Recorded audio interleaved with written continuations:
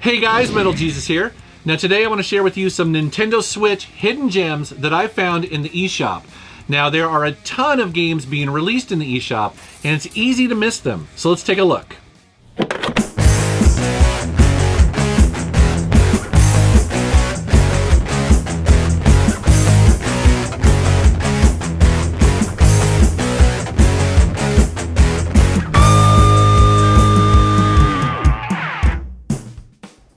Alright, we're going to start off with a nice little time waster called ATOMIK RunGunJumpGun. That is such a funny subtitle because it perfectly fits this little game. This game is the epitome of a game that is just one more try, where basically you keep dying and dying as you basically feel like it's impossible to get through these tough levels, but then you just magically do it and it feels awesome. I also really dig its kind of cool retro pixel art style graphics. It just fits perfectly. Plus, this game is surprisingly funny. Between each level, there is a guy that will talk to you and they just say the weirdest stuff. I mean, usually you skip by that stuff, but in this game, you actually want to read it because it'll make you laugh. And as you can tell by this footage, I am dying all over the place, but the game is super fun, so definitely check it out.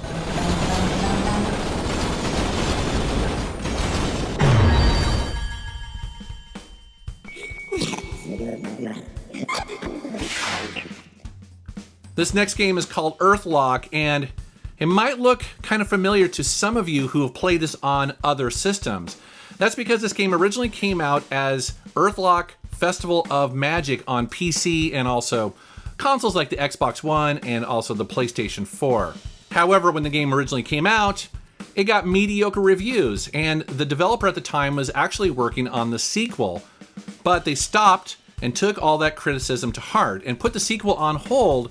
And then they dedicated over a year of time to fix almost everything that people didn't like about it. And so that's the version of the game that we get on the Switch, which probably should have been the original version all along, but again, they had an extra year of development to really polish it. For instance, they added more memorable characters, also wittier and kind of more personable dialogue for all the different characters in the game. They added side quests, also hidden bosses, and a bunch of other little tweaks that they list on their website. But basically, this is a throwback to, say, the PlayStation 1 era of JRPGs. And what I mean by that is that, you know, in addition to turn-based combat, this also has crafting, gardening, a bunch of stuff like that.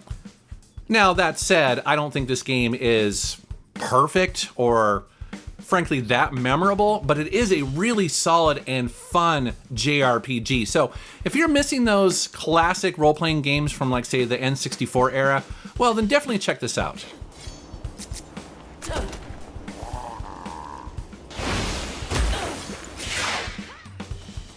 Lately, I've been playing an awful lot of a game called Skies of Fury DX. And as you can see here, it is a World War I style arcade aerial dogfighting game that's really well made. Now, right off the bat, I want to mention that this used to be a mobile free-to-play game that you would play on your smartphone. But thankfully, all of that stuff has been stripped out, and what you get is a fully functional, frankly, pretty large game. For instance, you can play as either the Germans or the Allies, and there are over 100 campaign missions to keep you busy for a while. There's also 4-player split-screen multiplayer dogfights, which is pretty awesome. There's tons of unlockables too to keep you playing the game, including upgrades for your aircraft, both in performance, but also in the way it looks. Now, I spent most of my time playing the single-player campaign, and what you do in that is kind of what you do in a lot of these games, where you do deathmatch, aerial, dogfighting, taking down waves and waves of enemies. There's also escort missions and also time trial through optical courses. All told, if you miss games like Red Baron or even Crimson Skies, well, definitely check this out.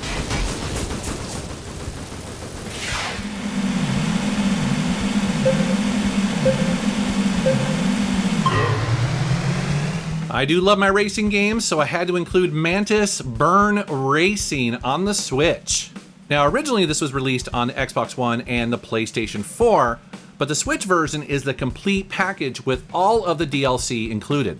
But even more than that, I've read that some of the reviews of the Xbox One and PS4 versions people were getting kind of inconsistent frame rates, and that is something I did not experience on the Switch. I mean, it feels like it's pushing close to 60 frames a second, although it's definitely dropping depending on how many AI cars are on the screen, but it's always playable. I mean, I didn't notice hardly at all.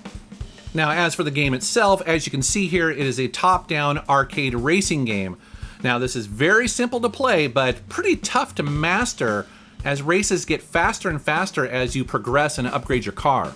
Also, I found that the computer AI is no slouch. They keep you on your toes through the entire game.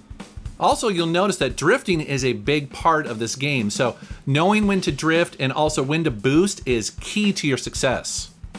I also think that the tracks and environments look pretty cool. I mean, it's a nice looking game.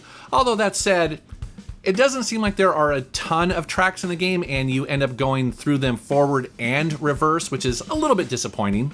The game also supports classic couch-style split screen up to 4 players, and you can go online to race up to 8 players, and it supports cross-network play. Very cool. Next up is a game called Breakforcist Battle. Now, this is a mix of classic Breakout with a little bit of Arkanoid thrown in, and then obviously a very Japanese aesthetic.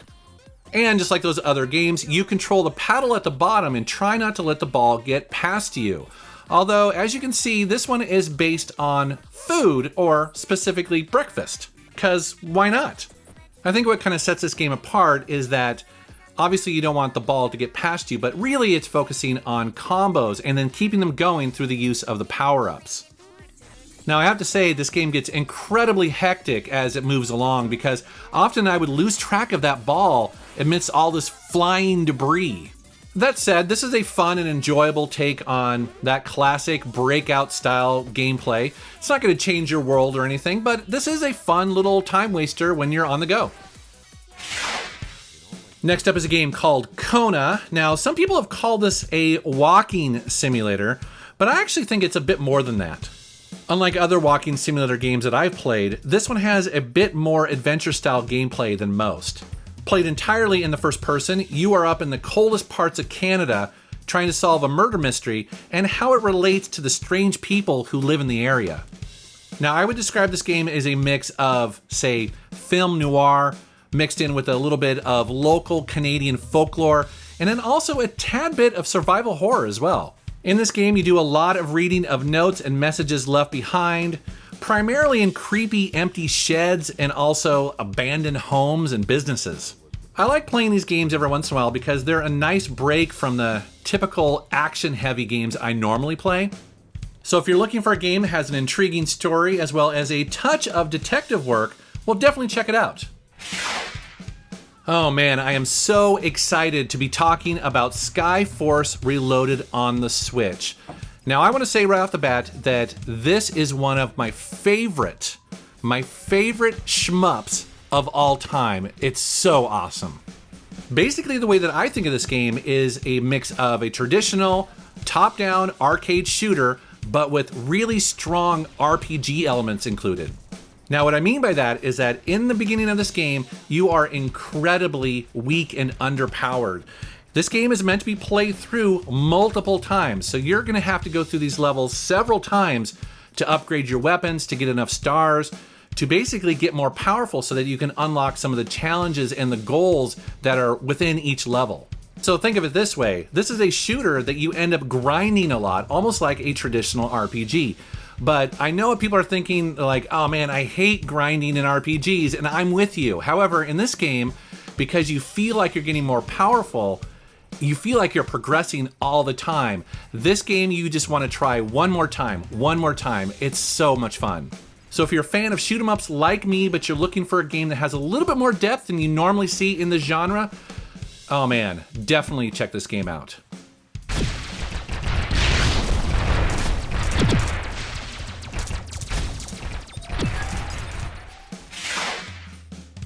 Toki Tori, oh yes, a puzzle game with platforming elements.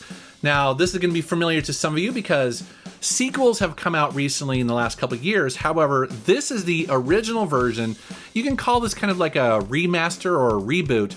It originally came out on the Game Boy Color. So yes, this is a remake of the original Game Boy Color version with obviously a new coat of paint. In this puzzle game, you play as a young chick trying to rescue your siblings that are still in eggs hidden all around the level. And to help you do that, you have tools to get through the level, including the ability to build bridges, also warp to other levels, freeze enemies, and more. But the trick to this game is that you can only use those tools a set number of times. Now, if you use them incorrectly or at the wrong moment, well, the puzzle is unsolvable. But thankfully, you have the ability to rewind time and try again. This game is a bit of a mind bender, and honestly, I find it to be very tough. Maybe because I'm not the smartest guy, but when I would solve it, it would feel awesome.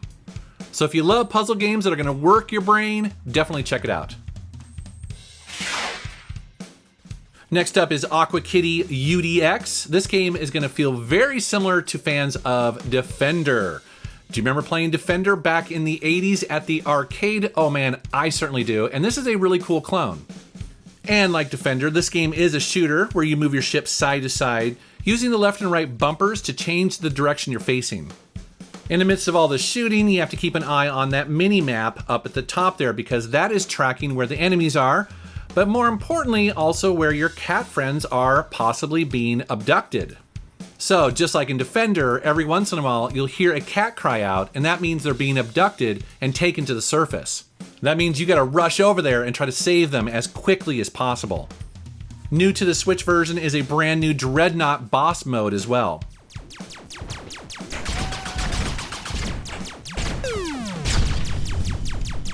Aqua Kitty UDX is a really fun, classic style shooter game. If you like Defender, definitely check it out. So that's some of the games I've been playing on my Switch, but I would love to know what you guys recommend I pick up next. Please post a comment down below. As always, I want to thank you for watching my channel, thank you for subscribing, and take care. Man, it is incredibly impressive and also a little overwhelming to see just how many new games are added to the Nintendo Switch eShop every single week.